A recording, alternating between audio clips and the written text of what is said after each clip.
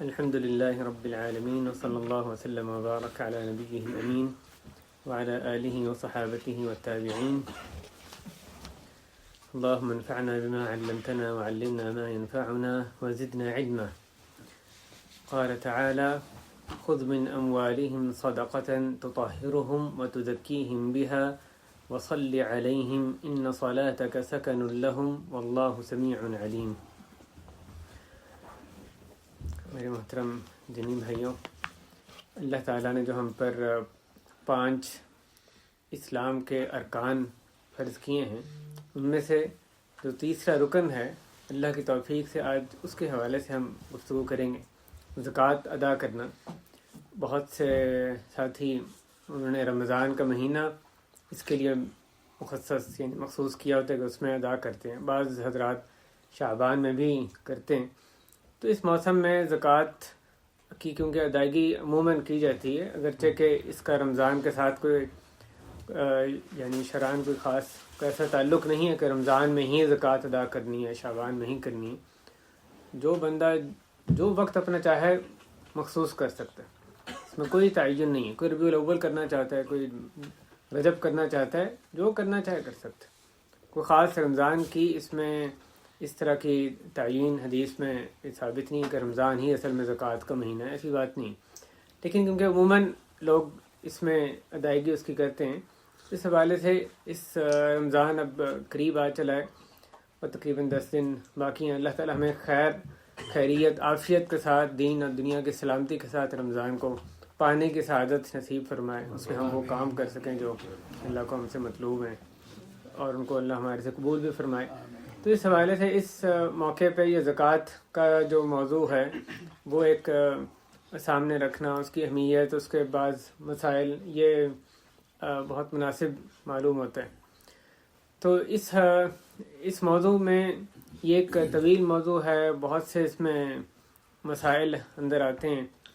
سب سے پہلے ہم زکوٰۃ کا معنی کیا ہے، اس کی اہمیت کیا ہے، دینے والے کے لیے کیا اللہ نے رکھا ہے، اس میں جو بعض چیزیں جو گزشتہ درس میں محترم زاہد سراج صاحب نے بیان کی تھیں، ان کو میں ان کا تکرار نہیں کروں گا۔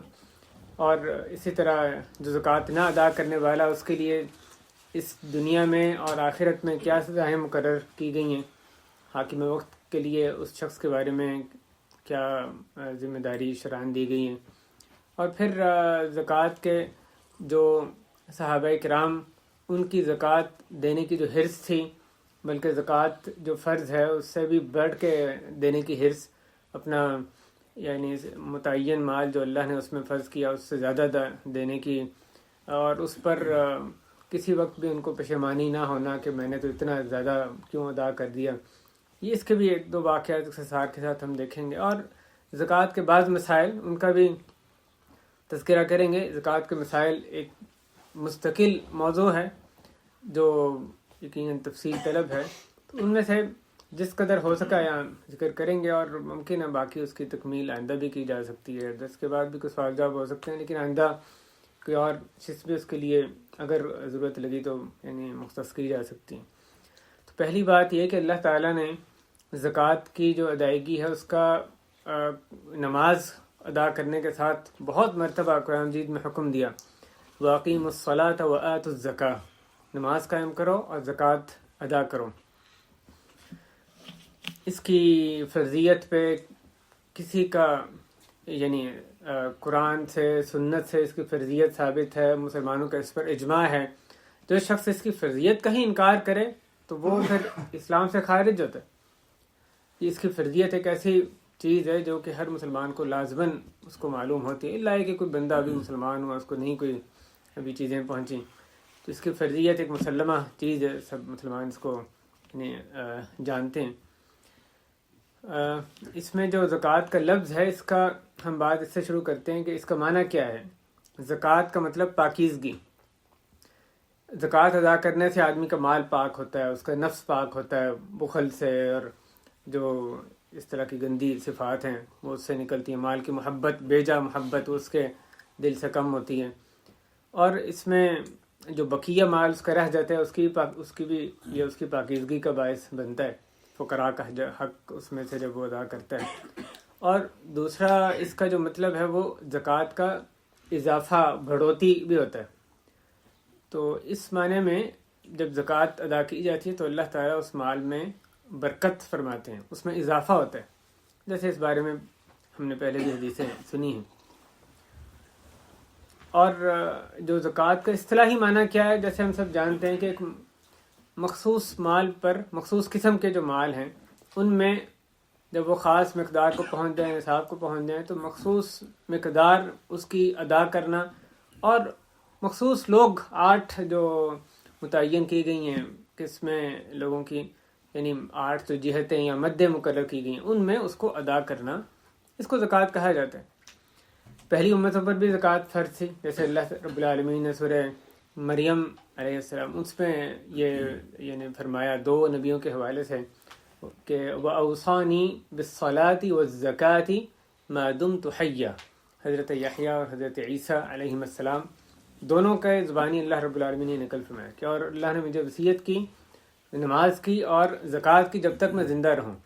اور اسماعیل علیہ السلام کے بارے میں اللہ نے فرمایا وَكَانَ يَأْمُرُ أَهْلَهُ بِالصَّلَاةِ وَالزَّكَاةِ وَكَانَ عِنْدَ رَبِّهِ مَرْضِيًّا. اور وہ اپنے گھر والوں کو حکم دیتے تھے نماز کا اور زکوٰۃ کا، اور وہ اللہ کے ہاں یعنی ایسے تھے کہ ان پر اللہ تعالیٰ راضی تھے. لہذا پچھلی امتوں پر زکوٰۃ اللہ رب العالمین نے فرض کی تھی. زکوٰۃ کب فرض ہوئی؟ ہجرت کے بعد دوسرے سال میں زکوٰۃ فرض ہوئی، اور اس کے بھی دلائل موجود ہیں. ابو سفیان سے ہرقل نے جب یہ جو سوال و جواب اس کے ہمیں ملتی ہیں، جو صحیح مسلم میں ایک حدیث ہے، اس میں ایک یہ بھی ہے کہ ابو سفیان نے جو کہ اس وقت مشرک تھے یہ ہرقل کو یہ کہا کہ اور وہ ہمیں زکوٰۃ کا حکم دیتا ہے. لیکن امام ابن کثیر رحمہ اللہ نے یہ وضاحت کی کہ جو متعین نصاب مقدار اور یہ پورا جو ایک سسٹم وضع کیا گیا، تفصیلی احکام جو زکوٰۃ کے نازل ہوئے وہ ہجرت کے بعد نازل ہوئے. اگرچہ کہ پہلے زکوٰۃ ایک تھی لیکن اس کا ہمیں اس طرح سے تفصیلی احکام اس کے نہیں ملتے، عمومی صدقہ اس کا ذکر ملتا ہے. زکوٰۃ کی فرضیت اس بارے میں بہت سی آیات احادیث آتی ہیں، جیسے ذکر کیا گیا نماز کے ساتھ اللہ تعالیٰ نے 82 مرتبہ قرآن مجید میں اقیم الصلاۃ وآتوا الزکاۃ اس طرح سے اس کا ایک ساتھ حکم دیا ہے. اور نبی کریم صلی اللہ علیہ وسلم نے بنی الاسلام علی 5، اسلام کی بنیاد 5 چیزوں پر ہے، ان میں سے ایک جو تیسرے نمبر پہ ذکر فرمائی وہ زکوٰۃ ادا کرنا ہے. صدیق اکبر رضی اللہ عنہ انہوں نے مانعین زکوٰۃ، جن لوگوں نے زکوٰۃ ادا کرنے سے انکار کیا، ان کے خلاف اعلان جہاد کیا اور عملی طور پہ کر کے دکھایا. اور آپ نے فرمایا تھا کہ اگر یہ لوگ ایک بکری بھی میرے سے روکیں گے جو کہ نبی صلی اللہ علیہ وسلم کو ادا کرتے ہیں، اس پر بھی میں ان سے جہاد کروں گا. اور ایک روایت میں کہ آپ نے کہا کہ ایک رسی سے مراد رسی بھی ہو سکتی ہے، اور بعض علماء نے اس کی توجیہ بھی کی کہ رسی سے مراد نکیل ہے، یعنی جیسے جانور کے آگے نکیل باندھی جاتی ہے، مراد یہ کہ کوئی جانور جو زکوٰۃ میں دیا جاتا ہے، تو اگر یہ وہ مجھے نہیں دیں گے جو کہ نبی علیہ السلام کو دیتے تو اس پر بھی ان سے جہاد کروں. علماء نے زکوٰۃ کی فرضیت کا انکار کرنے والا اس کو اسلام سے خارج قرار دیا. یعنی خارج قرار دینے اس کا کیا مطلب ہے کہ ایک آدمی اگر مسلمان نہیں رہا تو اس کا نہ جنازہ پڑھا جائے گا، نہ مسلمانوں کو قبرستان میں دفنایا جائے گا، اور اس طرح دیگر انتہائی سنجیدہ بات. اگلی بات، زکوٰۃ کا اجر و ثواب کیا ہے؟ اس میں جو صدقات کے اجر و ثواب میں احادیث آیات آتی ہیں وہ سب کے سب اس پر بھی ان کا انطباق ہوتا ہے، اور بلکہ جو فرض اللہ تعالیٰ نے عبادت کی ہوتی ہے اس کا ثواب نفل عبادت سے زیادہ ہوتا ہے. تو جو بھی نفلی صدقے کا ثواب ذکر کیا گیا وہ اس پر بھی بدرجہ اولا اس پر منطبق ہوتا ہے، زکوٰۃ پر بھی. اور اس حوالے سے ہم نے بہت سے جو نصوص ہیں وہ ہم نے سابقہ درس میں سنے کہ جو صدقہ دینا ہے اس کا کیا ثواب ہے، اور کس طرح اللہ تعالیٰ اس کو بہت ہی بڑھا چڑھا کر صدقہ دینے والے کے لیے اس کو محفوظ فرماتے ہیں. اور صدقہ دینے سے مال کم نہیں ہوتا، اس بارے میں ہم نے پہلے سنا ہے. اگلی بات، زکوٰۃ کا روکنا یہ ایک سنگین گناہ ہے، دنیا اور آخرت کی اس میں بربادی ہے. دنیا میں کیا اس کے جو سزائیں اللہ تعالیٰ نے نبی کریم صلی اللہ علیہ وسلم نے یعنی ہمیں بیان فرمائی ہیں، ان میں سے ایک مثلاً یہ کہ نبی علیہ السلام نے فرمایا کہ جب کوئی قوم زکوٰۃ روک دیتی ہے تو اللہ تعالیٰ اس کو قحط سالی میں مبتلا کر دیتے ہیں. تو یہ ایک بڑا عذاب جو دنیا کا عذاب ہے، آخرت کے تو الگ ہے. ایک عذاب اللہ تعالیٰ نے جو اللہ مسلط فرماتے ہیں قحط سالی میں مبتلا کرتے ہیں. دوسری روایت میں یہ کہ 5 چیزیں اگر تم ان سے آزمائے جاؤ، اور میں اللہ کی پناہ میں آتا ہوں اس بات سے کہ تم ان سے آزمائے جاؤ. آپ نے 5 چیزوں کا ذکر کیا اور ان 5 گناہوں کا جو دنیا میں سزا ہے، انجام ہے، اس کا ذکر کیا. ان میں سے ایک بات یہ تھی کہ جب کوئی قوم زکوٰۃ روکتی ہے تو اللہ تعالیٰ ان سے بارش روک لیتے ہیں. وَلَوْلَا الْبَهَائِمْ لَمْ يُمْطَرُوا، اور اگر چوپائے نہ ہوتے تو ان پر بارش نازل ہی نہ ہوتی. علماء نے اس میں یہ بھی ذکر کیا کہ بعض اوقات بارش کے نازل ہونے یعنی عذاب کی ایک صورت یہ بھی ہوتی ہے کہ بارش ایسے وقت میں نازل ہوتی ہے جب تہس نہس کر دیتی ہے، فصلیں بالکل کھڑی ہیں اور تیار ہیں، اس وقت انتہائی نقصان دہ ہے، اس وقت بارش نازل ہوتی ہے، سب کچھ برباد ہو جاتا ہے. اس وقت کہنے کہ تو بارش نازل ہو رہی ہے، لیکن وہ ایسے وقت میں یا ایسی کیفیت میں کہ وہ ایک عذاب کی ایک صورت ہوتی ہے. اور اسی طرح ایک اور جو اس حوالے سے میں یعنی دنیا میں اس کی جو سزا ہے انکار کرنے والے کی، کہ اسلامی ریاست کی یہ ذمہ داری ہے کہ جو شخص زکوٰۃ ادا نہ کرے اس کے خلاف جہاد کرے، جیسے صدیق اکبر رضی اللہ تعالیٰ عنہ ان کی سیرت ہے، ثابت ہے. حضرت عمر فاروق رضی اللہ عنہ کہتے ہیں پہلے ان کو اس بات میں تردد تھا، اور انہوں نے حضرت صدیق رضی اللہ عنہ سے اس بارے میں بات چیت بھی کی کہ جو لوگ شہادتین اور نماز قائم کرتے ہیں ان کے خلاف کیسے جہاد کریں گے. تو اور بالآخر جب حضرت ابوبکر رضی اللہ عنہ کا شرح صدر انہوں نے دیکھا اور حضرت ابوبکر نے ان کو اس بارے میں جو احادیث کے سامنے رکھی ہیں ان کو اس میں کوئی تردد نہیں تھا. حضرت عمر کہتے ہیں ان کا بھی سینہ کھل گیا، اور سب صحابہ کا اس پر اجماع ہو گیا کہ جو مانعین زکوٰۃ روکنے والے ان کے خلاف اسلامی ریاست کا یہ کام کس کا، افراد کا نہیں ہے، نہ ہی کوئی اسلامی تنظیموں کا کوئی یہ کام ہے، یہ کام ہے اسلامی ریاست کا. اگر اسلامی ریاست نہیں کر رہی تو یہ نہیں کہ آپ اپنے ہاتھ میں لے کے اس کام کو کرنے لگ جائیں. یہ جو زکوٰۃ نہ دینے والوں کے خلاف جہاد کرنا، زبردستی زکوٰۃ وصول کرنا، یہ اسلامی ریاست کے علاوہ کسی کا کام نہیں. لیکن اس سے زکوٰۃ کی جو اہمیت ہے وہ میں واضح ہوتی ہے. آخرت میں جو ہمیں وعید ہمارے سامنے آتی ہے زکوٰۃ روکنے والے کے لیے، نبی کریم صلی اللہ علیہ وسلم نے اس میں حدیث میں فرمایا کہ جس کو اللہ نے مال دیا اور پھر اس میں سے اس کی زکوٰۃ ادا نہ کی تو وہ مال اس قیامت کے دن ایک گنجے اژدہا کی شکل میں آئے گا. ایک گنجا اژدہا جس کے سر پہ یا جس کے 2 نقطے یعنی سیاہ آنکھیں 2 نقطے ہوں گے اس کے سر پہ، غالباً اسی طرح ہی اس میں وہ اژدہا اس کا ہار بن جائے گا اور اس کی باچھوں کو پکڑے گا اور اس کو کہے گا انا کنزک انا مالک، میں تیرا خزانہ ہوں، میں تیرا مال ہوں. اور پھر آپ علیہ السلام نے یہ آگے آیت تلاوت فرمائی سورہ آل عمران کے وَلَا يَحْسَبَنَّ الَّذِينَ يَبْخَلُونَ بِمَا آتَاهُمُ اللَّهُ مِنْ فَضْلِهِ هُوَ خَيْرٌ لَّهُمْ بَلْ هُوَ شَرٌّ لَّهُمْ سَيُطَوَّقُونَ مَا بَخِلُوا بِهِ يَوْمَ الْقِيَامَةِ. کہ اور وہ لوگ جو اپنے مال میں بخل کرتے ہیں، جو اللہ نے ان کو دیا اس میں بخل کرتے ہیں، وہ یہ نہ سمجھیں کہ یہ ان کے لیے خیر ہے، ان کے لیے بہتر ہے، بلکہ ان کے لیے برا ہے.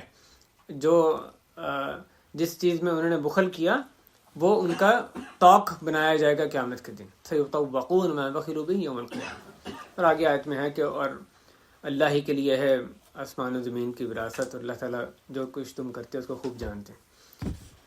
اسی طرح سورہ توبہ میں آیت ہے وَالَّذِينَ يَكْنِزُونَ الذَّهَبَ وَالْفِضَّةَ وَلَا يُنْفِقُونَهَا فِي سَبِيلِ اللَّهِ فَبَشِّرْهُم بِعَذَابٍ أَلِيمٍ. اور جو لوگ خزانہ کرتے ہیں سونے کا چاندی کا اور اس کو اللہ کی راہ میں خرچ نہیں کرتے تو ان کو انتہائی دردناک عذاب کا مجدہ سنا دو.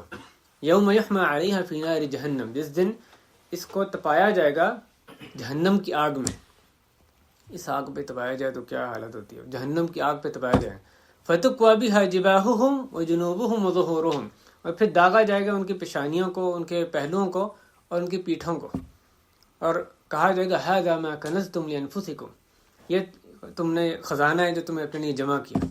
فذوقوا ما کنتم تکنزون، پس جو تم جمع کرتے رہے اس کا مزہ چکھو. اللہ تعالیٰ ہمیں محفوظ فرمائے. کیسی دردناک سزا. یعنی آپ دیکھیں ایک تو حسی سزا اور دوسرا ذہنی مینٹل ٹارچر. وہ بھی سزا. ایک تو اس کو عذاب دیا جا رہا ہے, داغا جا رہا ہے, ساتھ کہا جا رہا ہے کہ یہ تمہارا خزانہ, چکھو اس کو, اب اس کا مزہ تم چکھو.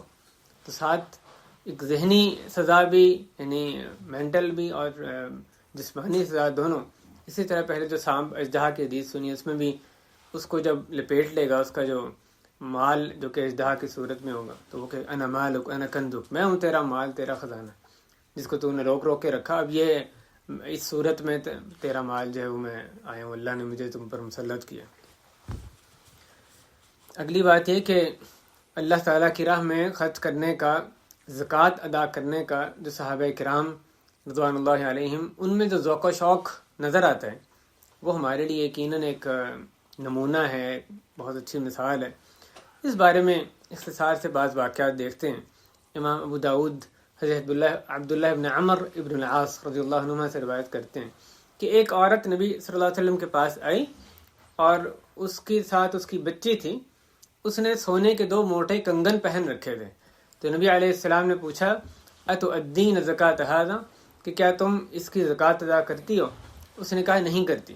تو آپ علیہ السلام نے فرمایا کہ کیا تمہیں یہ پسند ہے کہ اللہ تعالیٰ ان 2 کنگنوں کے بدلے تمہیں آگ کے 2 کڑے پہنا دے؟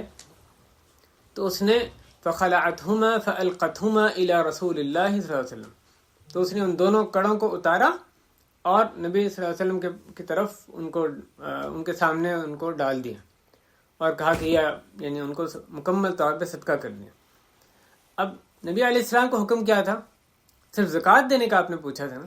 ان کی زکوٰۃ, نبی علیہ السلام کا حکم پورا کرنے کے لیے اس کی زکوٰۃ وہ دے دیتی, بس پورا ہو جانا تھا. لیکن یہ جو صحابیہ تھیں, انہوں نے وہ پورے سونے کے کنگن اتار کے پھینک, یعنی نبی علیہ السلام کو صدقے کے طور پہ ان کو دے دیا. تو آپ دیکھیں یہ کوئی آسان نہیں ہے. وہ خواتین بھی, جیسے اس دور کی خواتین, یہ جو سونا چاندی زیورات ان سے دلی لگاؤ ہوتا ہے, محبت ہوتی ہے, تو وہ بھی خواتین ایسی محبت تھی. لیکن یہ کس طرح اللہ کی راہ میں خرچ کرنے کا جذبہ, اور زکوٰۃ کی جب کا ذکر آیا تو زکوٰۃ 2.5% کی بجائے وہ 100% وہ چیز ہی پوری اللہ کی راہ میں انہوں نے دے دی. دوسرا واقعہ اس بارے میں امام ابن حبان رحمہ اللہ نے حضرت ابی بن کعب رضی اللہ عنہ ان سے یہ روایت کیا ہے کہ ان کو نبی صلی اللہ علیہ وسلم نے 2 قبیلے تھے, بلی اور عذرہ. ایک قبیلے کا نام تھا بلی, دوسرے کا نام عذرہ. یہ دونوں مدینہ کے اطراف میں ہی بستے تھے. تو ان سے زکوٰۃ وصول کرنے کے لیے مامور کیا. کس کو؟ حضرت ابی بن کعب رضی اللہ عنہ کو. تو وہ کہتے ہیں میں ان کے پاس گیا تو وہاں پہ ایک ایسا شخص تھا جس کے پاس 30 اونٹنیاں تھیں. تو اس سے یہ کہا کہ تمہارے پر ایک بنت مخاض واجب ہے. عربی میں بنت مخاض اس اونٹنی کے بچے کو کہتے ہیں جو 1 سال صرف پورا کر چکا ہو. 1 سال کا بچہ, اس پر 30 پر تمہارا یہ زکوٰۃ کی مقدار جو ہے وہ بنتی ہے. اس نے کہا کہ یہ اس کا کیا فائدہ ہے؟ 1 سال کا بچہ, اس کا کیا فائدہ ہے؟ نہ اس سے دودھ ملنا ہے اور نہ ہی اس پر سواری کی جا سکتی, بلکہ میں نے تو دوسرا انہوں نے کہا کہ تم جو میرے بہترین اونٹ ہیں ان میں سے کسی کا انتخاب کرو. خود ابی بن کعب کو کہا کہ یہ جو اچھے اونٹ موٹے تازے ان کا انتخاب کرو. تو ابی بن کعب کہتے ہیں کہ تم پر یہی واجب ہے, میں نے اس سے بڑھ کے نہیں لینا. تو نبی علیہ السلام کے سے حکم تھا, بس اسی کو پورا کرنا. تم پر یہ واجب ہے, اس سے بڑھ کے تم کہہ رہے ہو لینا, میں نے نہیں لینا. تو اس نے جب اصرار کیا تو حضرت ابی نے فرمایا کہ یہ نبی صلی اللہ علیہ وسلم کے پاس تم جاؤ, ان سے پوچھو, اگر وہ کہتے ہیں تو میں لے لوں گا. اب وہ جو صحابی تھے وہ نبی صلی اللہ علیہ وسلم کی خدمت میں گئے اور ان کو کہا کہ آپ کے بھیجے ہوئے یہ جو یعنی ساتھی ہیں وہ آئے, اور انہوں نے ایسے کہا, میں ان کو یہ کہہ رہا ہوں, انہوں نے مجھے کہا یہ واجب ہے, میں ان کو کہہ رہا ہوں کہ اس سے یہ کیا بنے گا, اور وہ نہیں وصول کر رہے. تو نبی صلی اللہ علیہ وسلم ان کو فرمایا کہ تم پر واجب یہی ہے, تم اس سے زائد جو کچھ ہمیں دو گے ہم لے لیں گے, لیکن تم پر واجب جو فرض ہے وہ اتنا ہی ہے جتنا کہ وہ کہہ رہے ہیں, یعنی 1 سال کا بچہ اونٹ کا تم پر واجب یہی. تو وہ شخص کہنے لگا کہ یا رسول اللہ هذه ناقة عظیمة سمینہ, یہ ایک موٹی تازی طاقتور ایک اونٹنی, اس کو آپ حکم دیجیے، اس کے بارے میں حکم دیں، یعنی آپ حکم دیں کہ اس کو میرے سے وصول کیا جائے۔ تو نبی صلی اللہ علیہ وسلم نے اس کو وصول کرنے کا حکم دیا کہ ان کی یہ اونٹنی یعنی جو زکوٰۃ کی کلیکشن میں وہ وصول کی جائے، اور ان کے لیے برکت کی دعا کی، جیسے اللہ تعالیٰ نے فرمایا کہ خذ من اموالہم صدقۃ طاہرہم وتزکیہم بہا وصلی علیہم، آپ ان کے لیے دعا کریں۔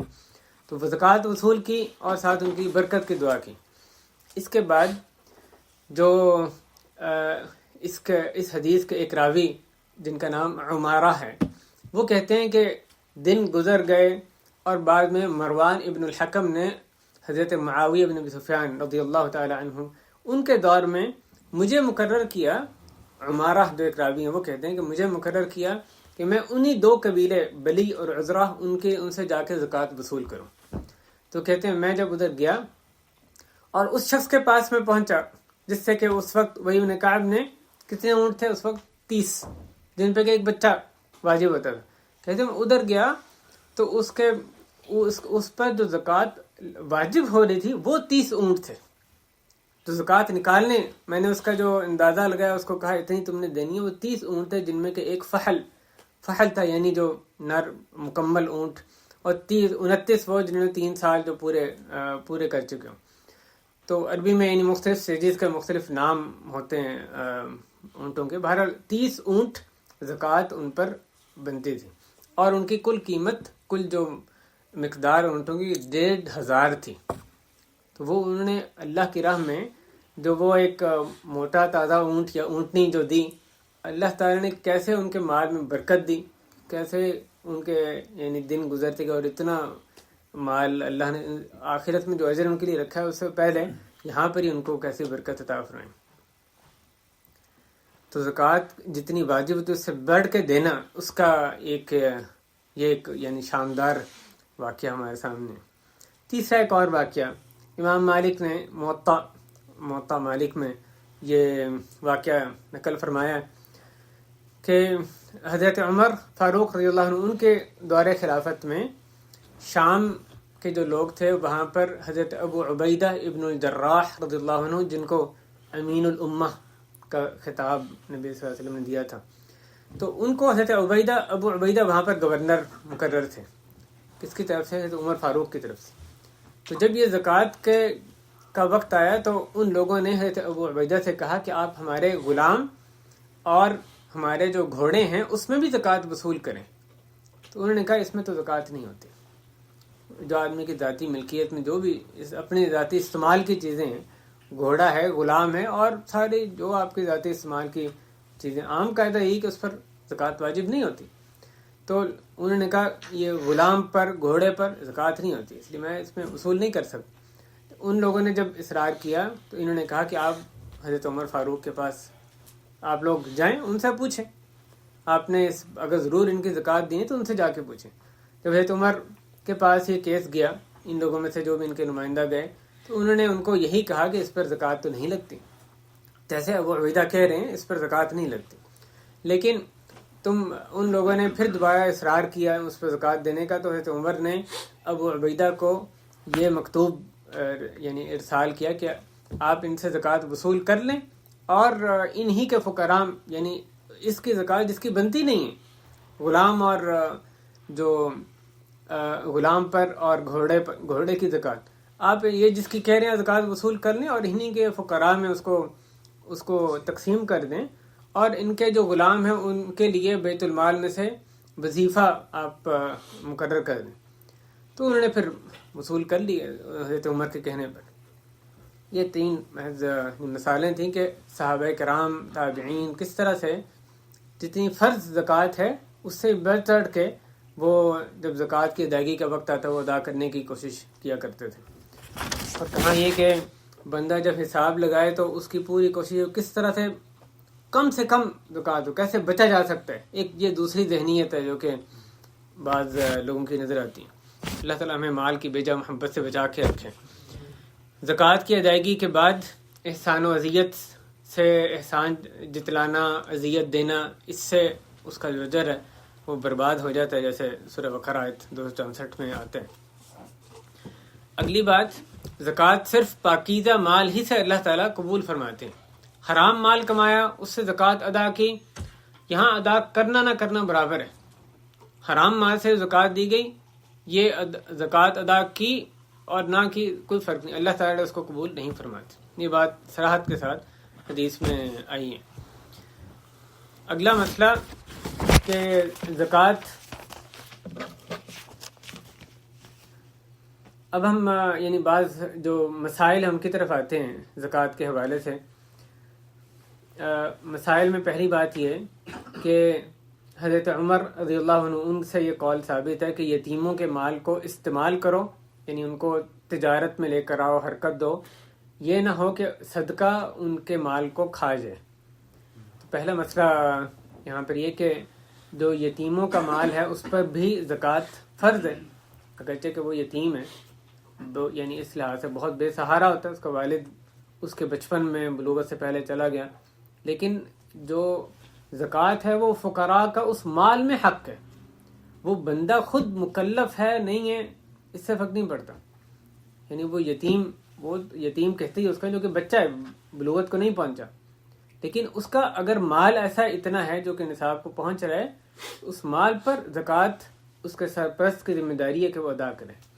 اس لیے حضرت عمر نے یہاں پر ترغیب دی کہ ان کے مال کو استعمال میں لے کر آؤ، تجارت میں لگاؤ، کہ ان کا مال یعنی ایسا زکوٰۃ سے وہ کم نہ ہوتا جائے. تو یتیم کے مال میں زکوٰۃ فرض ہوتی ہے. اسی طرح اسی نقطے میں آپ یہ بھی یعنی شامل کر لیں کہ جیسے یہاں پر یتیم کی بات آئی، تو جو ویسے ہی جو کوئی بچہ ہے اس کے پاس، یعنی جو کہ یتیم نہیں، ماں باپ ہیں اس کے، لیکن کہیں سے بھی اس کے پاس اتنا مال آیا جو کہ نصاب کو پہنچ رہا ہے. اب چاہے وہ خود بچہ ہے، چاہے 2 دن کا بچہ ہے، یا مثلا 8 سال کا بچہ ہے، جو بھی اس کی عمر، یعنی خود کوئی سمجھ رکھتا ہے نہیں رکھتا، لیکن لازماً اس کا کوئی سرپرست ہے جو کہ اس کے مال میں مالی امور کو یعنی سر انجام دیتا ہے، تو اس کے مال میں زکوٰۃ فرض ہوگی. اس کا مال نصاب کو پہنچ رہا ہے تو اس کے سرپرست کی ذمہ داری ہے. اسی طرح مجنون آدمی ہے، کوئی دیوانہ ہے، اس کے بعد جو مال ہے، مال میں سے حق ہے فقراء کو، جب مال اتنا ہو جائے، نصاب کو پہنچ جائے، تو اس میں فقراء کا اتنا حق بنتا ہے. بندہ خود مکلف ہے یا نہیں ہے، ادا نہیں کرے گا تو اس کو تو وہ مکلف نہیں ہے بھی، اس کو تو گناہ نہیں ملے گا، اس کے سرپرست کو گناہ ملے گا جو اس کے مالی امور کی یعنی دیکھ بھال کر رہا ہے. اگر یتیم کے حوالے سے یہ حکم ہے، تو جو لوگ دوسرے جو لوگ ہیں جو کھاتے پیتے اور جن کی آمدن آتی ہے، وہ اگر زکوٰۃ روکیں تو پھر اس کے بارے میں کیا ہوگا؟ یتیم ہے اس کو بھی مستثنی قرار نہیں دیا گیا. اور اس سے یہ بھی پتہ چلتا ہے کہ ایک آدمی کا یا کسی کا بچے کا صرف یتیم ہونا یہ اس کو زکوٰۃ کا مستحق نہیں بنا دیتا. زکوٰۃ کا مستحق تبھی بنے گا اگر وہ واقعی یعنی فقراء مساکین میں شامل ہے، کسی زکوٰۃ کی مدوں میں سے اس کو دی جا سکتے. وہ یتیم ہے لیکن اس کے پاس باپ کا چھوڑا ہوا مثلا سرمایہ موجود ہے جس سے اس کے اخراجات چل سکتے ہیں. صرف اس لیے کہ وہ یتیم ہے، اب اس کی آمدن نہیں آ رہی، یا ایک عورت بیوہ ہو گئی، اب بیوہ کی آمدن رک گئی، شوہر فوت ہو گیا، اس وجہ سے اس کو زکوٰۃ نہیں دی جا سکتی جب تک کہ وہ فقراء مساکین میں اس کی جو ضروریات ہیں ان کو پورا کرنے کے اس کے پاس سرمایہ نہ ہو. تو فقیر مسکین کی مد میں ہوگی پھر ہی اس کو زکوٰۃ دی جا سکتی ہے. دوسری بات، سونے کا چاندی کا نصاب، اس حوالے سے جو حدیث میں نصاب آیا وہ یعنی دینار اور مثقال میں آیا، اس کا آج کل کے جو پیمانے ہیں ان میں بیان کرنے میں علماء کا کچھ اختلاف ہمیں نظر آتا ہے.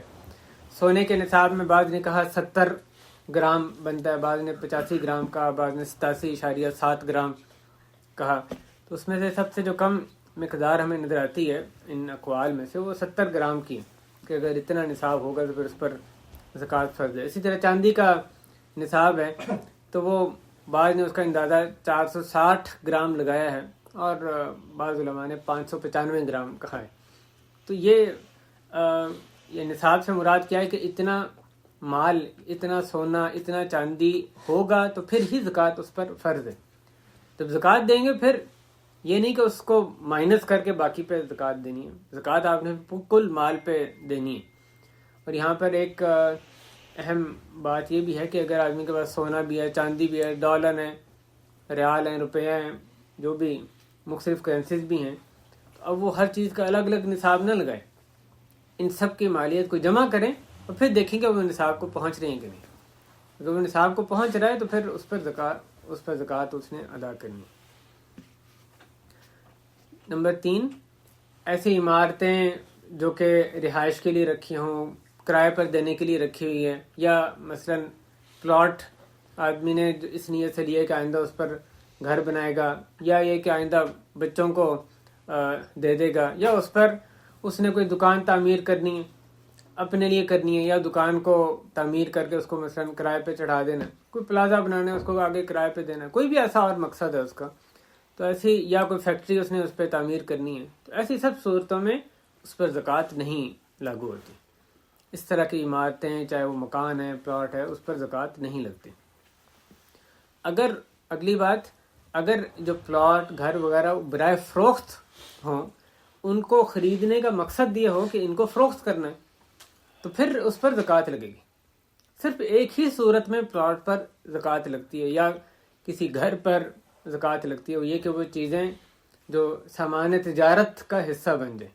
ان کو خریدنے کا مقصد یہ ہے کہ اس کو میں نے اس لیے خرید رہا ہوں پلاٹ کو، کل کو اس کو بیچنا ہے، بیچ کر پھر جو پیسہ آئے گا اس کو کہاں استعمال کرنا ہے اس سے کوئی فرق نہیں پڑتا۔ یہ بات لوگ یہ پوچھتے ہیں مثلا کہ میں نے 2 پلاٹ رکھے ہیں، اب جو پہلا پلاٹ ہے وہ اس لیے رکھا ہوا ہے کہ اس کو بیچ کر جو پیسہ آئے گا اس سے دوسرے پلاٹ پہ وہاں پہ اس پر گھر تعمیر کرنا ہے۔ اس صورت میں کیا ہوگا، جو دوسرا پلاٹ ہے جو گھر کی تعمیر کے لیے رکھا ہوا ہے اس پر تو زکوٰۃ نہیں ہے، لیکن جو پہلا پلاٹ ہے جو اس نے اس لیے رکھا ہے کہ اس سے آنے والے پیسے سے اس نے گھر تعمیر کرنا ہے، اب اس پر زکوٰۃ ہے کہ نہیں؟ اس پر ہوگی زکوٰۃ، چاہے اس نے اسے گھر تعمیر کرنا ہے، گھر پر تو زکوٰۃ نہیں ہوتی، نہ ہی اس پلاٹ پر زکوٰۃ ہے جو گھر کے لیے رکھا، لیکن یہ جو پلاٹ ہے یہ اس نے برائے فروخت رکھا ہوا ہے، آنے والا پیسہ اس سے اس نے کیا کرنا ہے، اس نے اپنا گھر بنانا ہے، شادی کرنی ہے، گاڑی لینی ہے، کچھ بھی کرنا ہے، اس سے اس کا کوئی تعلق نہیں ہے، زکوٰۃ کے حکم سے اس کا تعلق نہیں۔ یہ جو ایک پلاٹ ہے جو اس نے برائے فروخت رکھا ہوا ہے، لینے کا مقصد یہ تھا کہ اس کو فروخت کرنا ہے، اس سے منافع کمانا ہے، اب وہ منافع ہو یا اس کو لاس ہو، اس سے قطع نظر اس پر زکوٰۃ عائد ہوتی ہے۔ لین دین، تجارت کی غرض سے جو چیز بھی رکھی ہو، اس میں پلاٹ بھی آتا ہے اور کچھ بھی اور رکھا ہوا ہے۔ ایک آدمی گاڑی خریدتا ہے اور یعنی ایک تو وہ ہے جو بزنس مین مثلا، وہ بھی، لیکن ایک عام بندہ وہ گاڑی خریدتا ہے کہ بھی خرید رہا ہوں، کل کو فلاں جگہ اچھی پرائس ملنی ہے، وہاں جا کے سیل کرنا، مقصد اس کو اصل میں بیچنے کی نیت سے وہ خرید رہا ہے، لینے کا مقصد یہ ہے کہ اس کو آگے فروخت کرنا ہے، تو پھر اس گاڑی کی جو ویلیو اس پر بھی زکوٰۃ ہوگی۔ جو بھی چیز ہے قطع نظر، یعنی پلاٹ ہے، گاڑی ہے، کچھ بھی ہے، سامان تجارت جو بھی ہو اس پر زکوٰۃ عائد ہوتی ہے۔ اور وہ کام کرنے والا ایک فرد ہو یا کمپنی ہو، کوئی جس بھی لیول پہ ہو رہا ہے، وہ جب وہ برائے فروخت چیز رکھی ہوئی ہے تو اس پر زکوٰۃ ہوگی۔ اگلی بات، فرض جو قرض، ایسا قرض جو کہ میرا قرض جو کہ دوسروں کے ذمے ہے، میں نے جو لون کسی کو دیا ہوا ہے اس پر زکوٰۃ میں نے دینی ہے کہ نہیں دینی، اس حوالے سے تفصیل ہے۔ اس قرض کی 2 صورتیں ہو سکتی ہیں، ایک یہ کہ اس کے ملنے کی مجھے توقع نہیں ہے، ایسا قرض جو دے دیا ہے پتہ نہیں ملتا ہے نہیں ملتا، اس کے یعنی اس کے ملنے کی توقع نہیں ہے، تو ایسے مال پر، ایسے قرض پر زکوٰۃ نہیں ہے۔ اور جب مل جائے، اللہ کرے مل جائے، ہمیں لگتا یہ کہ نہیں ملنا، لیکن مل گیا، تو جب بھی ملے گا جس سال وہ ملا ہے اس سال کی آپ نے زکوٰۃ ادا کرنی ہے، پچھلے سارے سال جو باقی گزرے اس کی زکوٰۃ ادا نہیں کرنی۔ یہ پہلی صورت، جب کہ ملنے کی امید نہ ہو تو پھر اس پر زکوٰۃ بھی نہیں جب تک کہ مل نہ جائے، جب ملے گا تو جس سال ملے ہے اس کی زکوٰۃ ادا کرنی۔ دوسرا قرض وہ جو کہ ملنے کی امید ہے، تو اس قرض پر زکوٰۃ جو قرض دینے والا ہے اس نے ادا کرنی ہے۔ جو دینے والا پیسے اس کے پاس نہیں ہے لیکن مالک وہی ہے پیسوں کا، اس نے دوسرے کو قرض دیا ہے، تو یہ قرض اس قرض کی اس کے ذمے زکوٰۃ لازم ہے۔ ممکن ہے اس نے 1 سال کے لیے دیا ہو، 1 مہینے کے لیے دیا ہو، سال کے لیے، ممکن 2 سال کے لیے، یعنی اب 2 سال کے لیے دینے کا مطلب 2 سال یہ خود اس پیسے کو استعمال نہیں کر سکتا، لیکن اس کی زکوٰۃ اس نے دینی ہے۔ اب یہ بندہ کہہ سکتا ہے کہ ایک تو میں قرض دوں اور دوسرا اس پر زکوٰۃ بھی دوں، بھائی تم قرض اپنے فائدے کے لیے دے رہے ہو۔ جب بندہ قرض دیتا ہے دوسرے مسلمان کی ضرورت پوری کرنے کے لیے تو اس میں بہت اجر ہے، جیسے حدیث میں آتا ہے کہ روزانہ جتنا اس نے قرض دیا اس کے برابر اس کو صدقہ کرنے کا اجر ملتا ہے، اور جب اس کی جو واپسی کی تاریخ آ جاتی ہے اور پھر بھی اس کو نہیں واپس ملتا، اس میں جو مہلت دیتا ہے تو اس کو اس سے دگنا اجر پھر ملتا ہے۔ تو بندہ خود اپنے فائدے کے لیے قرض دیتا ہے، مسلمان کا موٹیو یہی ہوتا ہے، اس نے مادی کوئی نفع نہیں اس سے کمانا ہوتا قرض دے کر۔ تو جب اپنے فائدے کے لیے دے رہا ہے، اس نے یہ فائدہ حاصل کرنا ہے تو قرض دے، اگر اللہ سے اجر حاصل کرنا ہے قرض دے، اگر نہیں حاصل کرنا نہ دے، لازمی نہیں اس کے لیے قرض دینا، لیکن زکوٰۃ اس کو دینی ہے۔ جو قرض اس نے دوسروں کو دیا ہے جس کے ملنے کی امید ہے، اس پر زکوٰۃ بہرحال اس نے دینی ہے۔ اگر اس کو زکوٰۃ دینا اتنا مشکل لگتا ہے کہ قرض بھی نہیں، پیسے میرے پاس نہیں، اس پر زکوٰۃ بھی دینی ہے، تو پھر قرض دینے کا کیا حکم ہے؟ مستحب کام ہے، اجر ہے اس میں، مستحب ہے، فرض تو نہیں ہے۔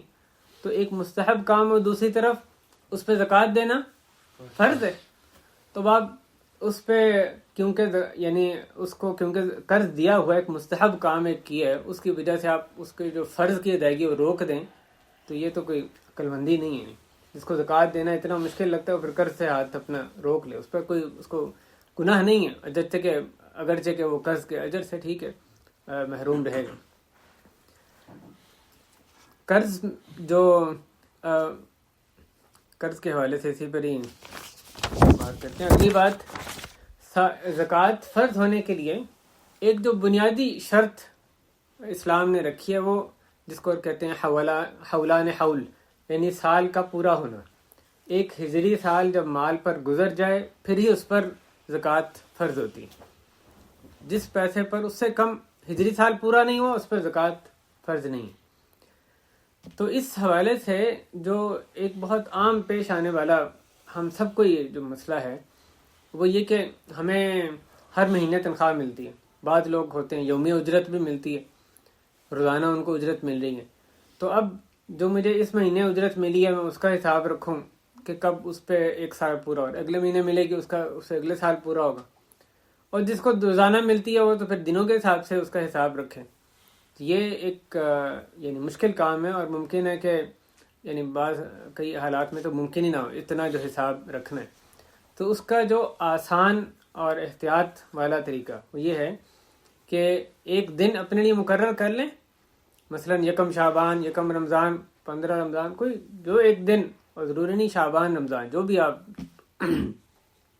جو بھی دن چاہتے ہیں، یعنی ایک دن مقرر کر لیں، اور اس دن جتنا بھی آپ کے پاس مال ہے جس پر زکوٰۃ عائد ہوتی ہے اس پورے پر زکوٰۃ ادا کریں، چاہے وہ مال 10 دن پہلے اس تاریخ سے آئے اور چاہے 350 دن پہلے آئے، اس وقت جو بھی ہے اس پر زکوٰۃ ادا کر دیں۔ اس طریقے سے جس مال پر 1 سال پورا ہو چکا ہے اس پر تو زکوٰۃ فرض ہو چکی تھی، اور جس پر 1 سال سے کم ہوا ہے، 11 مہینے ہوئے، 1 مہینہ ہوا ہے، 4 دن ہوئے ہیں، تو اس پر زکوٰۃ ابھی فرض نہیں ہوئی، لیکن آپ اس کی معجل زکوٰۃ یعنی ایڈوانس میں اس کی زکوٰۃ دے رہے ہیں۔ اور سال پورا ہونے سے پہلے جب آدمی صاحب نصاب بن جائے لیکن اس مال پر سال نہیں گزرا، سال سے پہلے ہی زکوٰۃ ادا کرنا، یہ اس کی اجازت دی گئی۔ نبی کریم علیہ الصلوۃ والسلام نے حضرت عباس رضی اللہ عنہ ان کو اس کی اجازت یعنی دی تھی کہ وہ سال سے پہلے بھی زکوٰۃ ادا کر سکتے ہیں، اس وقت نیت ہونا لازمی ہے۔ اب یہاں پر تو نیت کے ساتھ ہی ہم دے دیں کہ ایک دن مقرر کیا، اس وقت جتنا مال ہے اس پر زکوٰۃ دے دیں، تو کچھ مال پر زکوٰۃ واجب ہوگی، کچھ پر نہیں ہوگی، لیکن اس کے آپ نے جلدی دے دیں۔ اس کا فائدہ کیا ہوگا کہ اب باقی سال آپ کو فکر کی کوئی ضرورت نہیں ہے، کس پیسے پر کب سال جب پورا ہو رہا ہے اس کی ہمیں کوئی حساب رکھنے کی ضرورت نہیں۔ اگلے سال وہ دن آئے گا پھر ہم نے دوبارہ حساب کرنا ہے، اب کتنا مال ہے میرے پاس اس پہ ہم پھر زکوٰۃ ادا کر دیں گے۔ البتہ رحمک اللہ اس طریقے میں کچھ اضافی مال لازمن جاتا ہے، یعنی مثلا جو پیسہ میرے پاس چند مہینے پہلے آیا، 1 مہینہ پہلے آیا، ضروری نہیں کہ اس پر 1 سال پورا ہو، اگلے سال میرے پاس وہ، یا جب اس پر زکوٰۃ فرض ہونی ہے اس کا 1 سال پورا ہونے پر اس پر وہ واقعی میرے پاس رہے، ممکن ہے اس سے پہلے ہی میں خرچ کر دوں، لیکن میں نے اس کی زکوٰۃ تو ادا کر دی کیونکہ میں ایڈوانس میں ادا کر رہا ہوں۔ تو اس طریقے سے آپ کچھ اضافی زکوٰۃ ادا کریں گے، اس طرح یعنی جب آپ اس طرح دن مقرر کریں، لیکن جو بھی اضافی زکوٰۃ ہے ضائع کچھ نہیں ہونے والا، اللہ تعالیٰ کہ ہاں ہر چیز محفوظ ہے، وہ آدمی کے لیے پھر صدقہ یعنی اللہ تعالیٰ اس کے لیے شمار فرمائیں گے۔ لیکن یہ احتیاط والا اور سب سے آسان طریقہ جن لوگوں کی اس طرح سے آمدنی ہوتی ہے ان کے لیے یہی ہوتا ہے۔ اسی چیز میں ایک اور جو یعنی سال گزرنے کی جو شرط ہے، اس میں ایک اور اہم مسئلہ یہ ہے کہ وہ مال جو کہ ایک ایسے مال میں سے جس نے جنم لیا ہو جس پر زکوٰۃ واجب ہے، اس کا جو سال ہے وہ اصلی مال کا سال ہوگا۔ مثلا ایک آدمی کے پاس مویشی ہیں، اب جو بکریاں وہاں ان بکریوں نے آگے جو جنم دیا اور آگے اس کی بڑھوتی ہوئی، جو بکریاں پیدا ہوئیں سال کے دوران، ان بکریوں کا سال کب سے شروع ہوگا؟ ان کی پیدائش سے، یا اصلی بکریوں کا جو سال ہے وہ ان کا سال ہوگا؟ یہ اس کے جو اصلی مال تھا اس میں سے اس مال نے جنم لیا، اس میں سے یہ پیدا ہوا، تو یہ اس کا علیحدہ سے سال نہیں شمار کیا جائے گا۔ جب اس پر اس کے جو اصلی جانور ہیں ان کا سال پورا ہوگا تو جو درمیان میں سال کے درمیان جن جانوروں کی پیدائش ہوئی ان سب پر بھی زکوٰۃ واجب ہو جائے گی۔ اسی طرح آپ نے کاروبار میں پیسے لگائے، اب تجارت کے لیے سامان خریدا، بیچا، زیادہ منافع، اس میں منافع اللہ تعالیٰ نے دیا، اب یہ جو منافع آیا اس کو جب آپ نے زکوٰۃ کا دن رکھا ہے اس وقت مثلا 1 مہینہ صرف گزرا تھا، کیا اس پر زکوٰۃ فرض ہے کہ نہیں؟ کیا خیال ہے آپ کا؟ یہ جو منافع یعنی آیا، ایک مال میرا جو کہ پہلے سے میرے پاس ہے، میں نے اس سے تجارت کی، 100 کے پیچھے 10 مجھے مل گئے، اب یہ جو 10 ملے ہیں یہ صرف زکوٰۃ کی ادائیگی کا جو میں نے وقت مقرر کیا اس سے 1 مہینہ پہلے ملے، ان 10 کو صرف 1 مہینہ گزرا تھا جب زکوٰۃ کا وقت آیا، کیا ان 10 پر بھی میں زکوٰۃ دوں گا یا صرف 100 پر دوں گا؟ اس پر بھی زکوٰۃ دیں گے۔ اس مال نے آپ کا جو اصلی مال ہے اس سے جنم لیا، وہ اس کا ذریعہ بنا، اس سے اللہ تعالیٰ نے آپ کو یہ فائدہ دیا، اس میں یہ بڑھوتی۔ تو جو مال اس طرح یعنی آپ کے مال میں سے نکلتا ہے، جو منافع تجارت میں مال لگا کر جو منافع آتا ہے، اس منافع کا علیحدہ سے سال شمار نہیں کرنا۔ جیسے ہم نے پہلے پلاٹ کی بات کی ہے، اب پلاٹ کی قیمت کروڑ کا خریدا اور وہ پلاٹ مثلا سال پورا ہونے سے پہلے وہ 1.5 کروڑ کا ہو گیا، اب وہ جو 50 لاکھ ہیں جو کہ مثلا جب آپ پر زکوٰۃ فرض ہوئی یعنی جو دن آپ کو مقرر ہے اس سے مہینہ 2 مہینے 6 مہینے پہلے جس پہ سال نہیں گزرا تھا، لیکن آپ نے جو اس کی زکوٰۃ کا حساب کرنا ہے وہ کس حساب سے کرنا ہے؟ جو اس وقت اس کی کرنٹ ویلیو ہوگی، آپ نے 1.5 کروڑ پہ اس کی زکوٰۃ لگانی ہے، اس پہ نہیں جو کہ 1 کروڑ جس پہ کہ آپ نے خریدا تھا۔ اگر وہ اللہ نہ کرے 1 کروڑ خریدا 75 لاکھ کا ہو گیا تو پھر 75 پہ لگائیں گے۔ تو سامان تجارت کی جو زکوٰۃ ہے وہ اس کی کرنٹ ویلیو جو بھی مارکیٹ میں اس وقت کتنے کا فروخت ہو سکتا ہے اس پر لگائی جاتی، اور تجارت سے جو بھی منافع حاصل ہو اس منافع کا سال علیحدہ سے شمار نہیں کرنا، بلکہ جو اصلی مال کا سال ہے وہی اس کا سال تصور کیا جاتا ہے۔ تو یہ اس حوالے سے یہ مسئلہ تھا کہ 1 سال پورا ہونا اس کا جو شرط ہے اس کے بعد مسائل۔ اگلا مسئلہ رشتہ داروں کو زکوٰۃ دینا۔ اس میں جو ایک بنیادی اصول یہ ہے کہ وہ رشتہ دار جن کا نان نفقہ زکوٰۃ دینے والے کے ذمے ہے، والدین ان کی ضروریات پوری کرنا یہ یعنی اولاد کے ذمے ہے، اور اسی طرح جو اولاد ہیں ان کے جب وہ ضرورت مند ہوں مجبوری کی صورت میں ان کا جو خرچہ ہے وہ بھی ماں باپ کے ذمے ہے۔ ہر حال میں نہیں ہوتا، جب یعنی اگر بیٹا کما رہا ہے اس کے پاس اپنی ضروریات کے لیے باکفایت وسائل موجود ہیں، پھر اس کا نان نفقہ ماں باپ کے ذمے نہیں ہے۔ اگر جب وہ ضرورت مند ہو، اس کے پاس نہیں ہے وسائل ضرورت پوری کرنے کے لیے، تو پھر جو اس کے ماں باپ اگر وہ اتنے ان کے اپنے یعنی ضروریات پوری کر کے ان کے پاس وسائل ہیں تو ان کے ذمہ ہے کہ اس کی ضرورت پوری کریں. تو اب ماں باپ کو زکوٰۃ دینا یا ماں باپ کے لیے اولاد کو زکوٰۃ دینا یہ جائز نہیں ہے. جہاں جس کا نان نفقہ اللہ تعالیٰ نے میرے ذمہ کیا ہے اس کو زکوٰۃ دینا میرے لیے جائز نہیں. دوسرے رشتہ دار جن کو ممکن ہے میں ان پر خرچ کر رہا ہوں یا محتاج ہیں، فقراء مساکین ہیں، لیکن شرعاً ان کا جو نان نفقہ ان کی ضروریات پوری کرنا میرے ذمہ نہیں ہے، تو پھر ان کی ضروریات زکوٰۃ سے پوری کی جا سکتی. چاہے آدمی صدقے سے پوری کرے بے شک کرے، لیکن اگر وہ زکوٰۃ سے پوری کرنا چاہتا ہے تو اس کی اجازت ہے ان رشتہ داروں کی جن کا نان نفقہ میرے ذمہ نہیں. اس صورت میں ان کی زکوٰۃ سے مدد کرنا جائز ہے. اگلا مسئلہ، پھلوں کا ایک نصاب شریعت نے مقرر کیا ہے. حدیث میں آیا ہے کہ 5 اوسق جب پھل ہوں گے اور ایک وسق جو ہے وہ 60 صاع کا ہوتا ہے. ایک صاع تقریباً 2.5 کلو کا ہوتا ہے، یعنی 750 کلو اگر وزن پھلوں کا اتنی پیداوار ہوگی تو پھر ہی اس پر زکوٰۃ ہوتی ہے، ورنہ اس پہ زکوٰۃ لاگو نہیں ہوتی. یہ بہرحال جن کے جو یہ کام کرتے ہیں انہیں پہ سے متعلق ہے. زمینیں، ان پر بھی، زمین کی پیداوار پہ بھی اللہ تعالیٰ نے زکوٰۃ مقرر فرمائی ہے. وہ زمینیں جو بارش سے، جو طبعی پانی سے یعنی آسمان سے جو پانی آتا ہے اس سے سیراب ہوتی ہیں، ان پر ایک عشر مقرر فرمایا گیا. اور جو کاشتکار کی اپنی محنت سے سیراب ہوتی ہیں، خود پانی کا بندوبست اس کو خود سے کرنا پڑتا ہے، تو اس پر نصف العشر یعنی 5% صرف ہوتا ہے. تو آپ دیکھیں زکوٰۃ میں بھی کیسی حکمتیں ہیں. جب اس کی محنت اس پر زیادہ لگ رہی ہے تو جو مقدار ہے زکوٰۃ کی وہ کم کر دی جاتی ہے. آسمان سے بارش آ رہی ہے، اس سے سیراب ہو رہا ہے، زکوٰۃ زیادہ عشر. خود محنت کرنی پڑ رہی ہے پانی مہیا کرنے کے لیے، اس سے زکوٰۃ کی مقدار بھی آدھی ہو جاتی ہے، نصف العشر ہو جاتی ہے. اگلی بات، کاروبار میں اگر فیکٹریاں ہیں، پلانٹ ہیں، اس میں جو زکوٰۃ کے حوالے سے اس میں وہ چیزیں جو کہ فروخت کے لیے رکھی ہوئی ہیں تو ان پر زکوٰۃ ہے.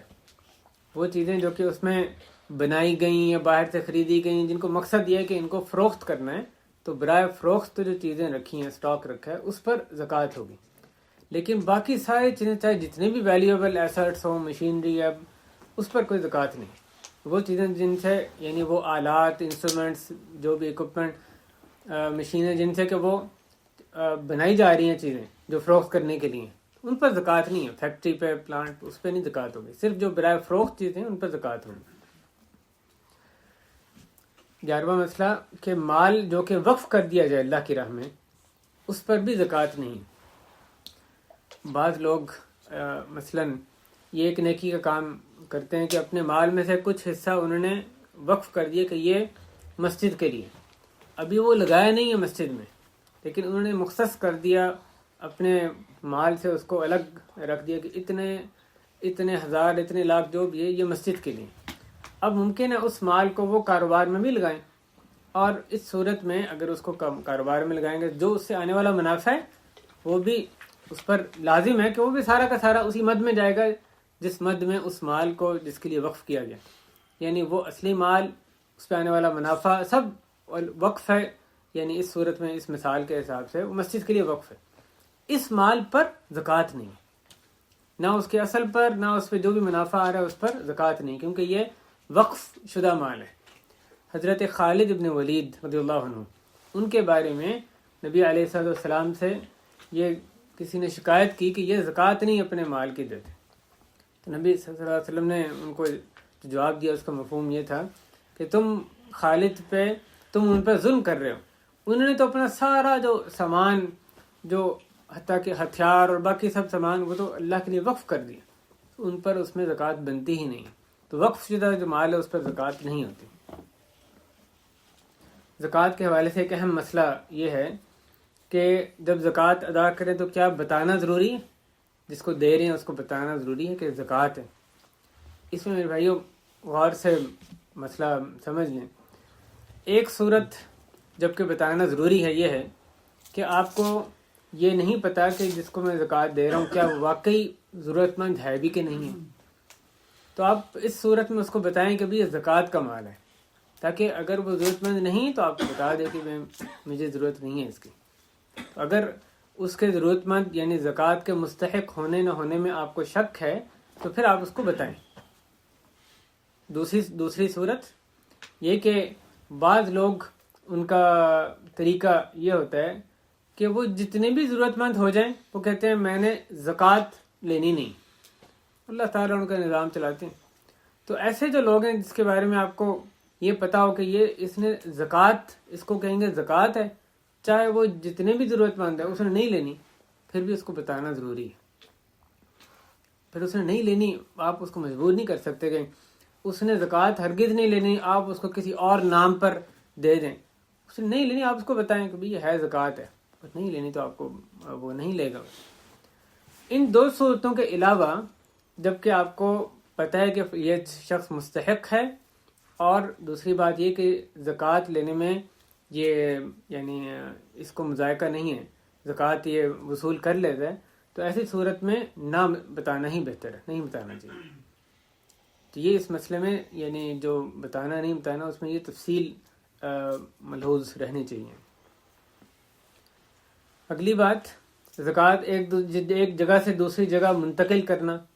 اس میں جبکہ مسلمانوں کی مصلحت یعنی پیش نظر ہو تو اس میں کوئی حرج کی بات نہیں. آج کل مثلا ہمارے جو بھائی غزہ میں ہیں، فلسطین میں، وہ کیسے ظلم و ستم کا شکار ہیں، اور جو یہودی ہیں وہ ان کے خلاف برسرے پیکار ہیں، کیسا کیسا ظلم کر رہے ہیں. اب ان کو زکوٰۃ، ہم یہاں پر ہیں، ان کو زکوٰۃ پہنچانا معتمد ذرائع سے، اس میں کوئی حرج کی بات نہیں، بلکہ وہ تو یعنی جو مستحق لوگ ہیں ان میں سر فہرست آتے ہیں.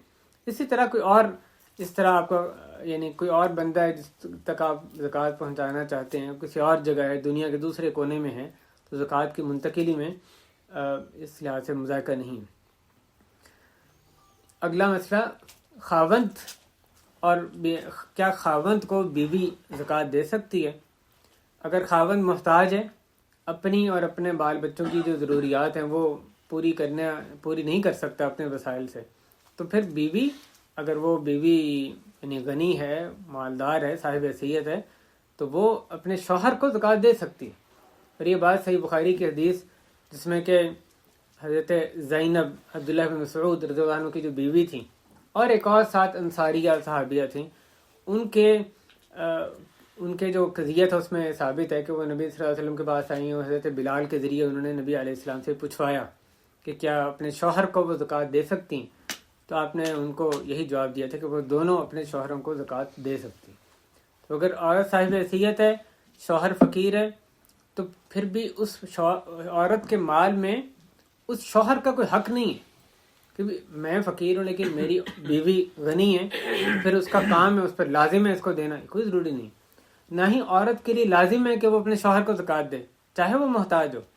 اگر چاہے تو دے سکتی ہے، چاہے کہیں اور دینی ہے دے سکتی ہو، لیکن اگر بیوی چاہتی ہے کہ اپنے ضرورت مند شوہر کو زکوٰۃ دے تو دے سکتی ہے، اور شوہر وہی زکوٰۃ لے کر اپنے اس بیوی پر اور اپنے بچوں پر خرچ کرے گا، اپنی ضروریات جو ہے پوری کرے گا. تو اسلام نے عورت پر معاشی ذمہ داری اپنے شوہر کی 1 روپے کی بھی نہیں ڈالی ہیں، چاہے وہ یعنی جتنی بھی صاحب حیثیت ہو، کلی طور پہ ساری ذمہ داری معاشی طور پہ وہ یعنی شوہر پر ہی اسلام نے عائد کی ہے. اور آج کل کیا بالکل ہی جو معیار ہیں وہ بدل گئے ہیں، الٹا ہو گئے.